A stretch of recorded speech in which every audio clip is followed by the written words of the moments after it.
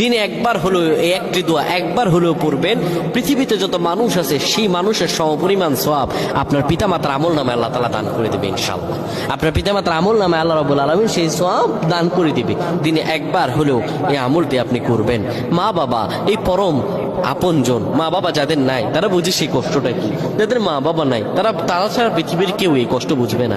এর চাইতে নিঃস্বার্থ ভালোবাসা মা বাবা ছাড়া আর কেউ হয় না। যারা মা বাবা হারিয়ে ফেলেছেন, যাদের মা বাবা দুনিয়া আছে, সবাই তার মা বাবার জন্য দোয়া করেন। এটি হচ্ছে সূরাতুল ইব্রাহিমের 41 নম্বর আয়াতে এই দোয়াটি এসেছে, কোরআনের একটি দোয়া মা বাবার জন্য। দিনে একবার হলো এই দোয়াটা করবেন। দোয়াটি হলো রাব্বানা গফিরলি ওয়া লিওয়ালিদাইয়া ওয়া লিল মুমিনিনা ইয়াওমা ইয়াকুমুল হিসাব।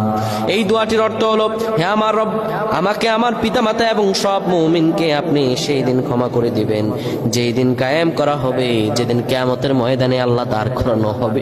আপনি আপনার মা বাবার জন্য এই দোয়াটি করেন, পৃথিবীর সব মানুষ পরিমাণ সওয়াব আল্লাহ আপনার মা বাবার আমলনামায় দিয়ে দিবেন। আল্লাহুম্মা আমিন।